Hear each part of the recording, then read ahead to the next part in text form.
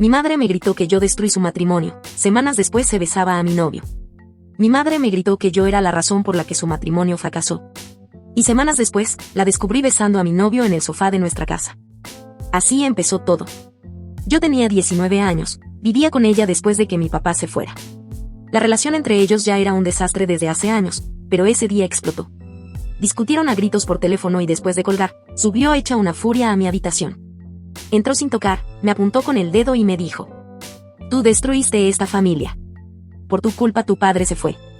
Nunca apoyaste nada. Siempre mirándolo con esos ojos de él es el bueno. Siempre juzgándome. Todo es por ti. Yo me quedé sentada en la cama, en shock. Nunca antes me había echado la culpa directamente. Me salieron las lágrimas al instante, pero ella ni se inmutó. Solo salió y me dejó sola con el estómago hecho un nudo. Lo peor es que yo sabía la verdad. Una semana antes, mientras ella se bañaba, su celular vibró en la cocina y vi un mensaje. Era de un tal Ángel. Decía: estoy contando los días para verte sin esconderte. Abrí la conversación, temblando, y ahí estaba, fotos, mensajes, citas. Mi madre le era infiel a mi papá desde hacía meses. Lo peor es que yo me quedé callada. No por miedo a ella, sino por miedo a destruir algo que ya estaba roto. Y aún así, ella me culpó. Mi padre se fue oficialmente a las pocas semanas. Me abrazó antes de marcharse y me dijo al oído: no dejes que tu madre te arrastre con ella. Créeme. Yo no entendí en ese momento lo que significaba. Pensé que estaba exagerando. Que el divorcio lo tenía sensible. Pero entonces, conocí a Benjamín. Y mi historia dio un giro que todavía me cuesta contar. Él era mi novio. Llevábamos unos meses. Lo conocí en la universidad. Era simpático, guapo, atento. Y mi madre lo adoraba desde el primer día. Siempre decía que era muy educado, que por fin traía a alguien decente a casa. Pero lo que no vi, lo que me negaba a ver, eran las miradas que se lanzaban. Las risas demasiado íntimas. Las conversaciones en voz baja. Hasta que un día llegué temprano a casa, y los vi besándose en el sofá. Sí. Mi madre. Con mi novio. El mismo novio que yo llevaba a nuestras cenas. Que dormía en mi habitación. Que me decía te amo por las noches. Ahí fue cuando entendí todo. La advertencia de mi padre. La frialdad de mi madre. La manera en que todo había sido solo un escenario antes de que la verdadera tragedia comenzara. Y lo peor, aún estaba por venir. Porque ese beso no fue un error. Fue el inicio de algo más. De algo que acabaría con lo poco que me quedaba de inocencia. Después de verlos besándose en el sofá, me fui de la casa sin decir una palabra. Me subí al primer bus que pasó, llorando como una idiota, temblando de rabia y vergüenza. Ni siquiera sabía a dónde ir. Terminé quedándome en casa de una amiga por unos días, sin contarle todo, solo dije que necesitaba un descanso de mi madre. ¿Cómo explicas que tu mamá te robó al novio? ¿Quién te cree algo así sin pensar que estás exagerando? Bloqueé a Benjamín en todas partes. Dejé de contestar los mensajes de mi madre. Intenté seguir con mi vida. Pero no podía. Me sentía sucia. Engañada por alguien que se suponía que debía protegerme, y por alguien que decía amarme. Un mes después, me escribió un mensaje. Solo uno. Necesito que vengas. Es importante. No tenía intenciones de ir. Pero algo en mí, esa parte estúpida que aún tenía la esperanza de una disculpa, terminó cediendo. Cuando llegué, ella ya estaba sentada esperándome. Me ofreció café. No acepté. Me limité a cruzarme de brazos y mirarla, esperando alguna clase de explicación. Y entonces, sin rodeos, lo dijo. Estoy embarazada. No entendí al principio. Pensé que había escuchado mal. ¿Qué? De Benjamín. Tuve que sentarme. Sentí que me iba a desmayar. Ella siguió hablando como si no acabara de destrozarme en una sola frase. No fue planeado. Pero pasó. Y, bueno, vamos a tener el bebé. Yo sé que esto es difícil, pero me gustaría que estuvieras presente. Va a ser tu hermanito o hermanita, después de todo. ¿Mi qué? Casi me reí, mi hermanito, de mi exnovio, que también ahora era su pareja. Era tan grotesco que parecía un mal chiste. Ella hablaba de eso como si fuera una telenovela, como si yo fuera a abrazarla y decirle felicidades, mamá. Pero todo lo que sentía era asco. Y rabia. Tanta rabia que me ardían las venas. Me levanté, la miré a los ojos y le dije lo único que podía salir de mi boca en ese momento. Estás muerta para mí. No me detuvo. No gritó. Solo me miró con esa expresión seca que usaba cada vez que algo no le salía como esperaba. Esa fue la última vez que la vi. No sé qué me hizo volver a esa casa una semana después. Tal vez una necesidad de cerrar el ciclo. Tal vez la estúpida idea de que mi madre se daría cuenta del daño que me hizo y se disculparía. Pero no.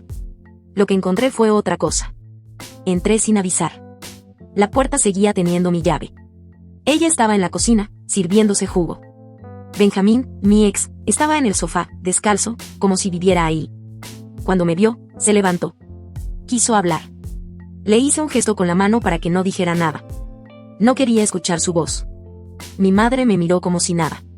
Como si no hubiéramos tenido esa conversación en la que me confesó que estaba embarazada de mi novio. ¿Qué haces aquí?, me preguntó, seca. Y ahí exploté. ¿Y de verdad crees que esto es normal? ¿Que puedo aceptar esto como si fuera una novela mediocre? ¿Te acostaste con mi novio, mamá, tú, con Benjamín? ¿Qué clase de persona hace eso? ¿Qué clase de madre? Ella se encogió de hombros, como si mi dolor le diera igual. No me lo robé. Ustedes ya no estaban bien. Además, las cosas pasan por algo. Estoy embarazada, y vamos a tener una familia. Esa frase me disparó la furia. ¿Una familia? Tú destruiste la mía, tú arruinaste todo. Me culpaste del divorcio, mentiste, me hiciste dudar de mí, me quitaste a la única persona en la que confiaba, y todavía te atreves a hablar de familia. Ella se cruzó de brazos. Eres una niña. Estás exagerando. Ya crecerás y lo entenderás. Y entonces, lo dije. Lo que tenía en el pecho desde hacía semanas. No. No voy a crecer para entenderte. No voy a madurar para aceptar tu traición. Porque lo que hiciste no tiene justificación. No me llames hija. No me busques cuando nazca ese bebé. No me pidas que lo acepte. Porque para mí, tú estás muerta. Me acerqué a Benjamín, lo miré a los ojos, él ni siquiera pudo sostenerme la mirada, y le dije: ojalá algún día te des cuenta del tipo de mujer que elegiste. Porque vas a criar un hijo con alguien que fue capaz de destruir a su propia hija. Buena suerte. Y me fui. Ese día dejé atrás esa casa, ese capítulo, y a esas dos personas. No volví más. Me mudé con una amiga. Terminé la universidad. Empecé terapia. Corté contacto por completo. Cambié de número. Me dediqué a mi vida, a mi paz.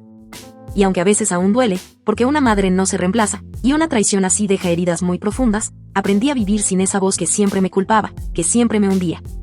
Hoy tengo un nuevo trabajo. Amigos reales. Silencio cuando lo necesito. Y una certeza. No todos los lazos de sangre son sagrados. Algunos hay que romperlos para poder respirar. Pasaron casi 3 años sin saber nada de ella. Cambié de número. Me mudé 2 veces. Terminé mi carrera. Sané, lenta y silenciosamente. Aprendí a no mirar atrás. Y entonces, apareció. Una mañana de otoño, mientras salía de una cafetería, la vi parada frente a la entrada de mi trabajo, con un cochecito. Estaba ahí, esperándome, como si nada hubiera pasado. Tenía ojeras, el cabello recogido a medias y una sonrisa nerviosa en el rostro. Como si quisiera decirme: ya pasó, ya es hora de sanar. No la saludé. Solo me detuve a unos pasos. ¿Qué haces aquí?, le pregunté, sin acercarme. Y quería verte. Hablar, presentarte a tu hermanito, dijo, moviendo apenas el cochecito. No miré dentro. No me interesaba. No soy su hermana. Ni tu hija. Viniste al lugar equivocado. Ella tragó saliva. Aún así insistió. Sé que te lastimé, pero soy tu madre. Y aunque no me perdones ahora, sé que algún día vas a entenderme. Y no quiero entenderte. No quiero perdonarte. Solo quiero que desaparezcas de mi vida. Te lo dije antes, y te lo repito ahora, me rompiste. Y cuando más te necesitaba, me vendiste. Por un tipo que luego te dejó, ¿no? Ella desvió la mirada. No lo negó. Benjamín la había abandonado 1 año después del nacimiento del bebé. Al parecer no soportó la carga. ¡Qué sorpresa! No estoy aquí para pelear, dijo ella. Solo quiero que sepas que te extraño. Que me duele no estar en tu vida. No te duele haberme perdido. Te duele quedarte sola. Pero ya no es mi responsabilidad curarte. Yo me salvé de ti. Y eso es todo lo que me importa. Hubo un silencio largo. Ella asintió, con lágrimas contenidas. Por primera vez la vi sin esa arrogancia que siempre tuvo. Pero ya era tarde. Algunas disculpas llegan cuando ya no hay nadie que quiera escucharlas. Adiós, mamá. Di media vuelta y me fui, sin mirar atrás. No quería saber si lloraba, si me seguía, si intentaba detenerme. Ya no era mi madre. Era solo una persona con la que compartí una historia que jamás debió escribirse.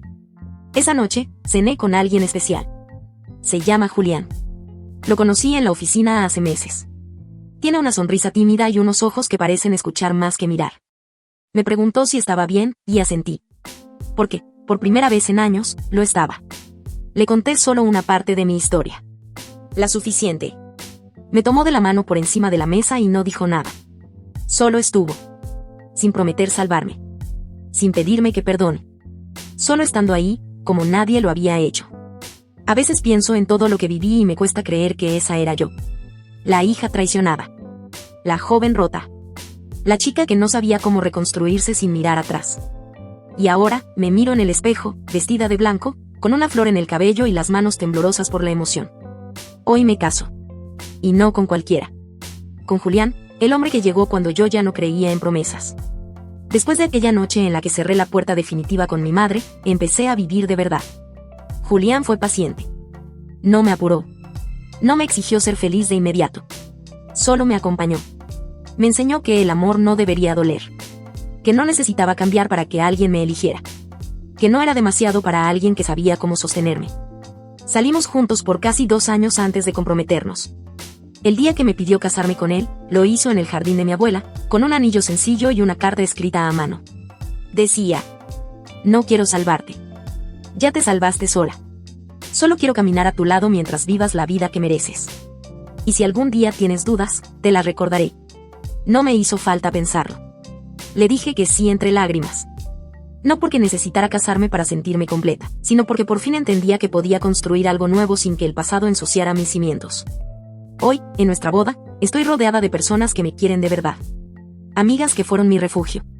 Mi padre, que volvió a mi vida cuando supe poner límites sanos. Y Julián, de pie al final del pasillo, esperándome como si yo fuera la respuesta a una pregunta que nunca supo formular. Y aunque ella no está, no siento vacío. Porque al final entendí que no todos merecen un lugar en tu historia, por más sangre que compartan. Hoy me elijo. Hoy elijo a Julián.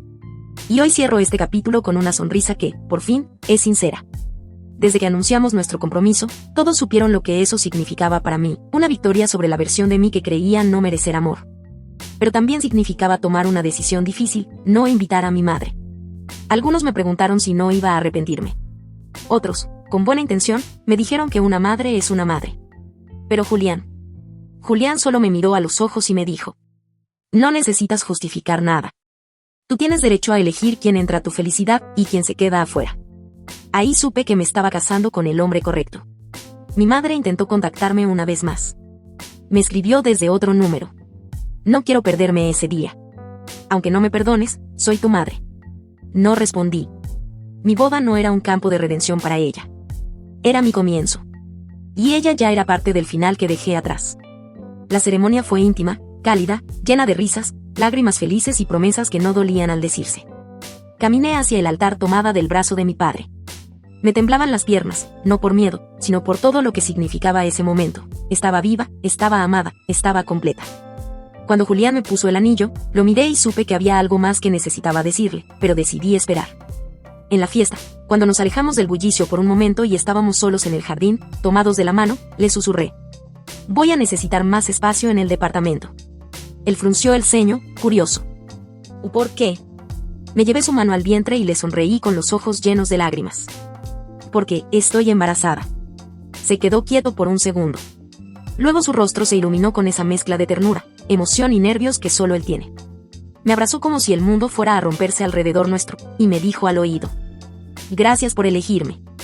Gracias por confiar en mí. Y gracias por darme esta familia que creamos desde cero, sin dolor, sin traición. Solo con amor. Y ahí, en su abrazo, entendí algo que esperé toda mi vida para sentir. No me faltó una madre. Me sobró valor para convertirme en la mujer que necesitaba ser. Y ahora, soy esposa. Soy libre. Y muy pronto, seré mamá.